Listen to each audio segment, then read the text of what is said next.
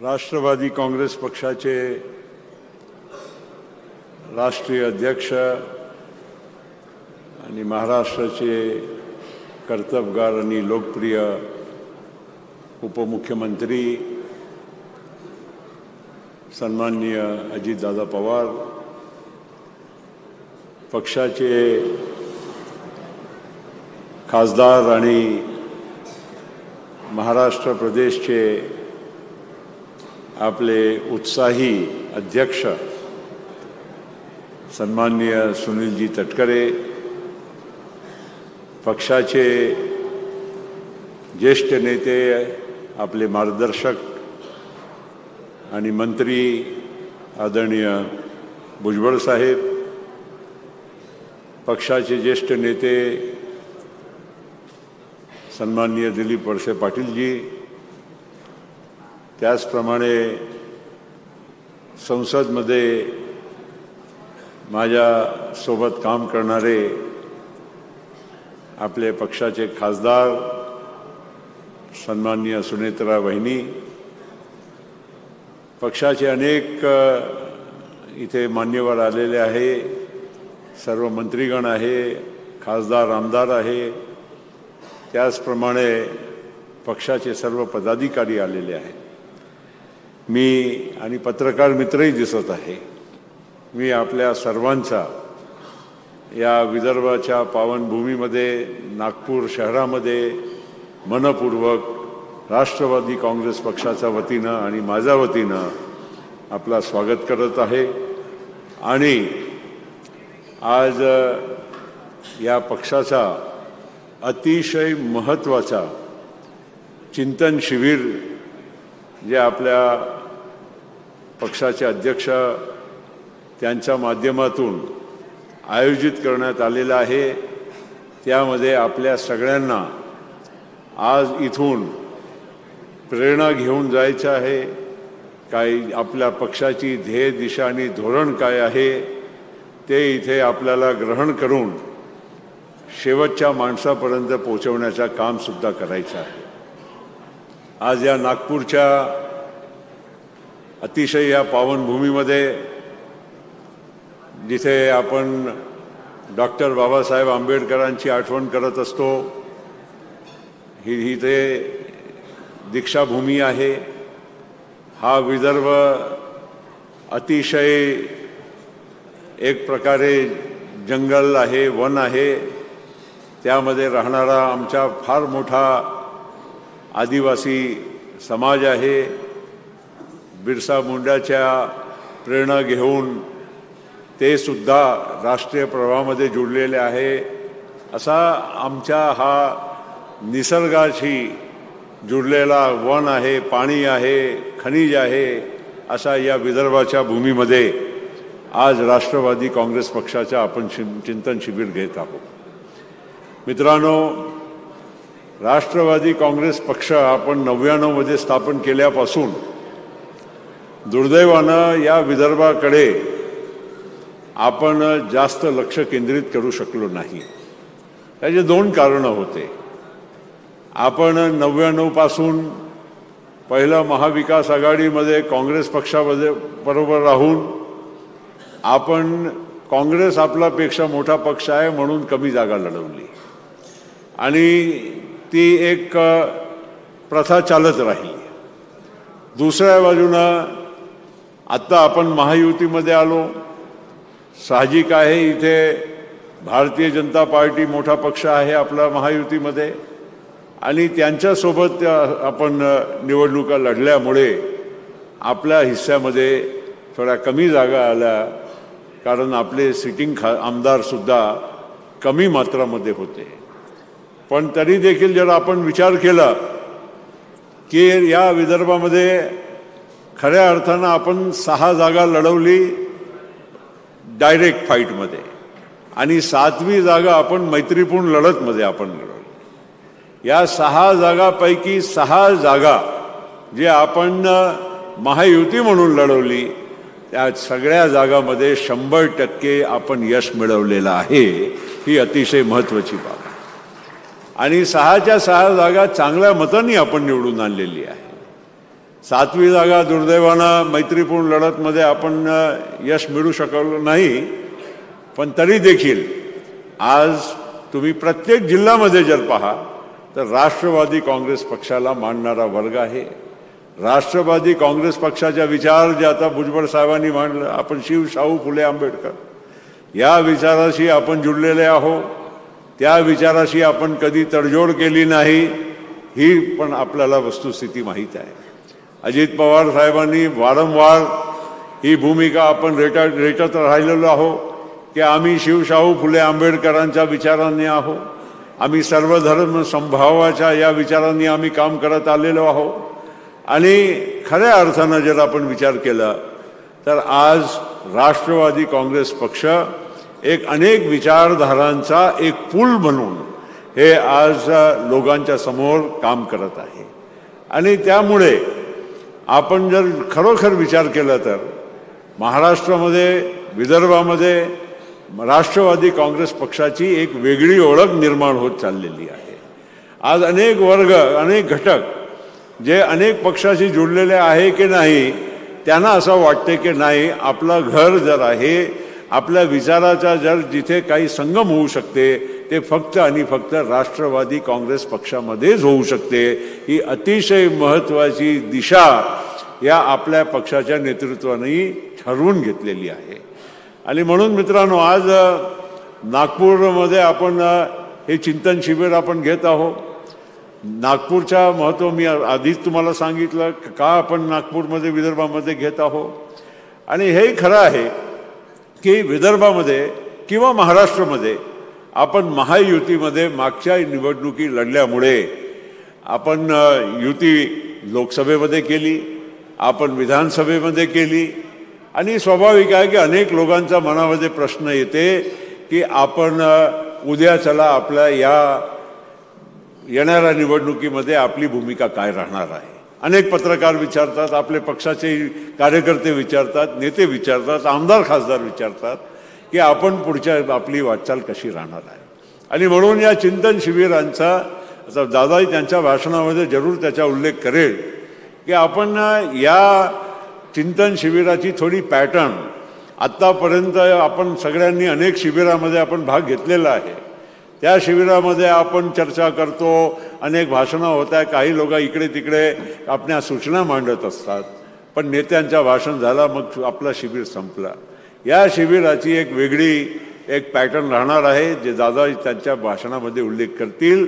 आणि तुमच्या सगळ्या लोकांना, जिथे इथे आलेले सगळे आपले सहकारी आहे, नेते आहे, सगळ्यांना काही ना काही आपल्या माध्यमातून भाग घेता येणार आहे. त्यांचे सूचना सुझाव इथे मांडता येणार आहे. ही या चिंतन शिबिराचा एक वैशिष्ट्य आहे. आणि म्हणून मी अधिक त्याच्यावर नाही बोलणार कारण दादा त्या विषयावर बोलतील. पण मी एक नक्की सांगतो की एक आपल्या पक्षामध्ये आपली पक्षाची ओळख काय आहे, पहिल्यापासून की आपण शेतकऱ्यांचा पक्ष आहो, ग्रामीण भागामध्ये राहणाऱ्या लोकांचा पक्ष आहो. पण दुसऱ्या बाजूला एवढाही हे महत्त्वाचं आहे की महाराष्ट्रामध्ये फार झपाट्याने शहरीकरण झालेलं आहे. आपला ग्रामीण मतदारसंघ असेल तरीही तिथेही एक तरी शहर असं असेल की त्या शहरामध्ये 1,00,000, 2,00,000, 3,00,000, 5,00,000ची वस्ती झालेली आहे. आणि त्या गावामध्ये, शहरामध्ये वेगवेगळे प्रश्न त्या भागाचे ग्रामीण भागाशी एकदम डायरेक्टली जसे असतात तसे नाही, वेगळे असतात. आणि त्यामुळे आणि तिथे बऱ्याच कॉस्मोपॉलिटन पण, आज लहान लहान तुम्ही म्हणजे शहर बघा, आज यवतमाळला तुम्ही जा, अमरावतीला जा, अकोलाला जा, गोंदियाला जा, तुम्ही बीडला जा, कुठल्याही तुम्ही शहरामध्ये जा, त्या सेकंड टिअरच्या, थर्ड टिअरच्या जे शहर आहे त्या शहरामध्ये सुद्धा शहरीकरण मोठं झालेलं आहे. ग्रामीण भागाच्या सगळ्या लोकांच्या एक तरी घर त्या मधल्या स्थानमध्ये राहते, मुलाबाळांच्या शिक्षणासाठी म्हणा, धंदा व्यवसायासाठी म्हणा. आणि त्यांचे आणि अनेक लोक बाहेरचे सुद्धा त्या शहरामध्ये राहायला लागलेले आहेत. आणि त्यामुळे आज निम्म्यापेक्षा जास्त मतदारसंघ महाराष्ट्राचे हे शहरी भागामध्ये आहे. आज मुंबईचा विचार केला, मुंबई, ठाणे आणि पुणे आणि नाशिक जर तुम्ही धरला तर महाराष्ट्राचे 125-130 मतदारसंघ फक्त एवढ्याच भागामध्ये केंद्रित झालेले आहे. आणि त्यामुळे या भागाचे प्रश्न वेगळे आहे. आपण नेहमी चर्चा करतो, आपलं ते करायला पण पाहिजे, कारण ते राष्ट्रवादी काँग्रेस पक्षाच्या वैशिष्ट्य आहेत, आपली ताकद आहे, आपली ओळख आहे की आपण शेतकऱ्यांच्यासाठी, गोरगरिबांच्यासाठी, ग्रामीण भागामध्ये राहणाऱ्या लोकांच्यासाठी, समाजाच्या अनेक घटकांच्यासाठी आपण लढत आपण करत असतो. पण सोबत हे जे एक निम्म्यापेक्षा जास्त मतदार आणि मतदारसंघ तयार झालेले आहे त्यातला आपण फारसा काही चिंतन करत नाही, विचार करत नाही.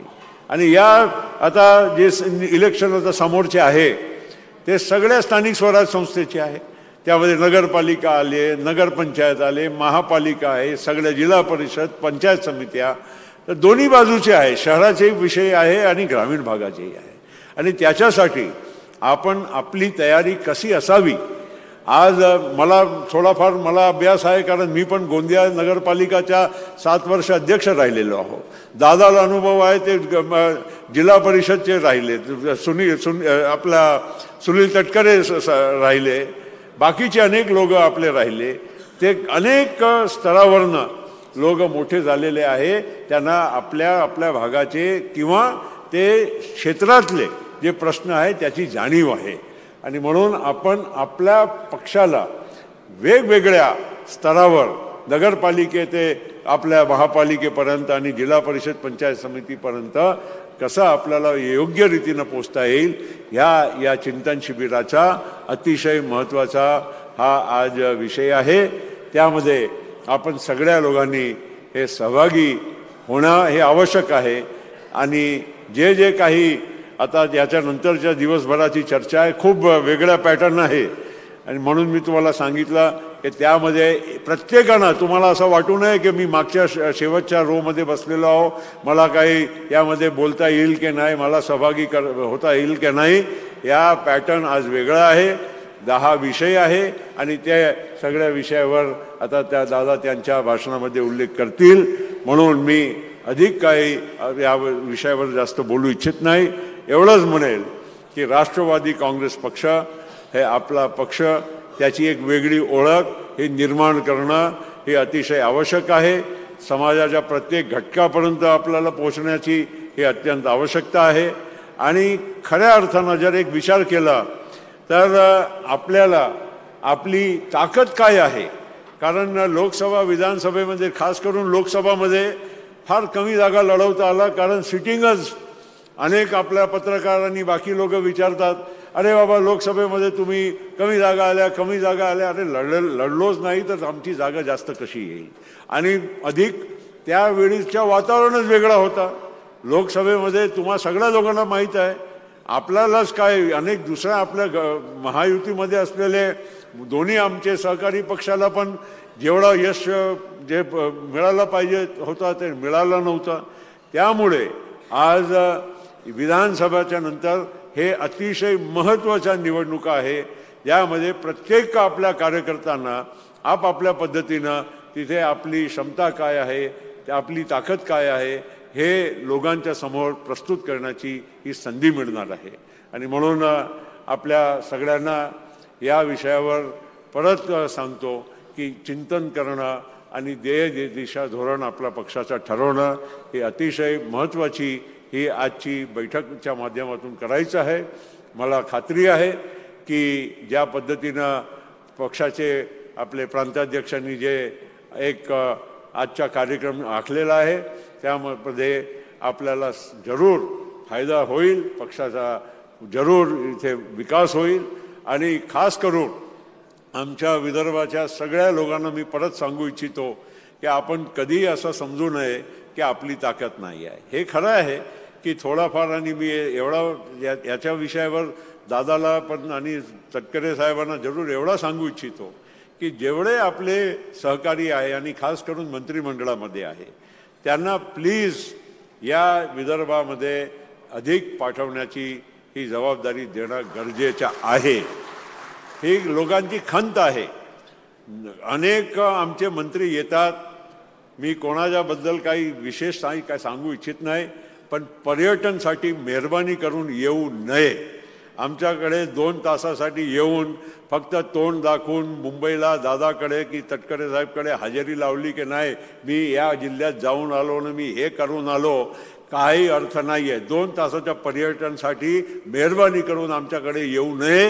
यायचं असेल तर योग्य रीतीनं त्या आमच्या सहकाऱ्यांना मदत कशी होईल, त्याला ताकद कशी मिळेल याच्यासाठी जर यायचं असेल तरच या. आणि मी सगळ्यांना मी सांगतो, पालकमंत्री या विदर्भामध्ये दादा आपण बघा, बुलढाणाला दिलेले आहे, वाशिमला दिले आहे, गोंदियाला दिले आहे. हा 3 पालकमंत्री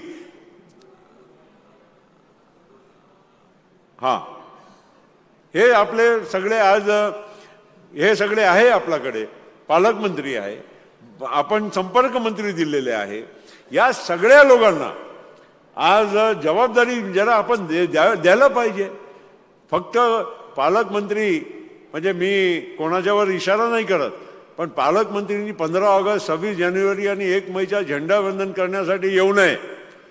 त्याच्या झेंडावंदन कलेक्टरनी केलं तरी आम्हाला चालेल, पण आमच्या पालकमंत्री खऱ्या अर्थानं पालकमंत्रीची भूमिकामध्ये यायला पाहिजे. आणि प्रत्येक पालकमंत्रीला पण तुम्ही जबाबदारी द्या की तुम्ही त्या जिल्ह्यात जात असताना मधला पण काही जिल्हा पडतो ना की नाही, त्या जिल्ह्यात 1-2-4 तास थांबून त्या जिल्ह्यामध्ये आपला पक्ष आहे, पक्षाच्या लोकांना हे महत्त्वाची मेहरबानी करून आपण सूचना द्यावी एवढीच मी आपल्या सगळ्यांना विनंती करतो. परत या चिंतन शिबिर अतिशय उत्तम रीतीनं इथे आज आयोजित आपल्या पक्षाच्या माध्यमातून होत आहे. आपल्या सगळ्यांना विदर्भाच्या या भूमीमध्ये स्वागत करत असताना मला आनंद वाटते. आणि त्याचबरोबर आपल्या सगळ्यांना मी मनपूर्वक शुभेच्छा देऊन आपल्या सगळ्यांचा धन्यवाद घेतो. धन्यवाद. जय हिंद, जय राष्ट्रवादी. मनपूर्वक धन्यवाद आदरणीय प्रफुल्ल